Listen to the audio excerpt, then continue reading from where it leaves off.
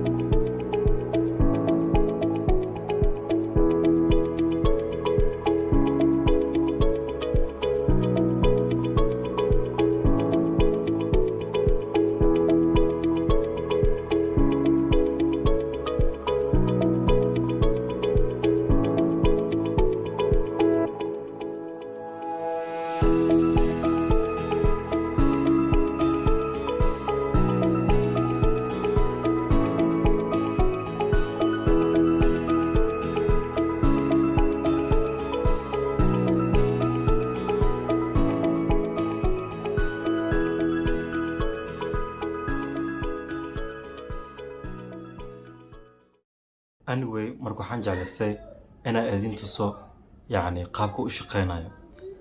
Marka hore waxay leedahay fiilo oo nal ku xariisan.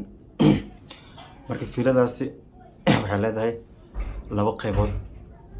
Qayb oo ah sida USB oo kaleeto oo markaad rabto inaad nalka daarto, iyo qaybtan oo ah aad ka xukumayso nalka. Marka waxay leedahay 4 button. 4 button waxay tahay qayb waa qaybta ugu horeysa oo ah hoose. Waxa ku hoos qoran waa on iyo off. Waa meesha laga diminayo switch off ka, meesha laga diminayo, meesha laga daarayo. For example oo kale, nalkan dimiyay wuxuu noqonayaa mugdi. Nalkan daaray wuxuu noqonayaa mid iftiin badan. Sidoo kale kana midka ku xiga waxay tahay waxa ku sawiran waa calaamadda minus. Marka minuskaasi wuxuu u taagan tahay nalka markaad rabto inaad iska gaabiso. For example oo kale waa gaabin karnaa nalka. haddaan gaabin sidaas oo noqonaa. Hadhowtina waan dheerayn karnaa. Dheerayska deerta waa calaamadda balaaska. Waa kaasa. Calaamadan dhexe ee wareegsan waa calaamadda oo markaad rabto nalka wareegsan. Markaad rabto inaad kalaliis aad bedesho, waxaad taabanaysaa kalarkaas calaamadda. Hadda waa buluug, marna waa gaduud, marka u dambeysana waa cadaan. Marka intaas qayb uu leeyahay. Marka waxaan jeclaystay inaan intaas idin wadaago.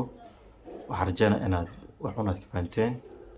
Muuqaalkeena intaas uu kooban yahay. Bye bye.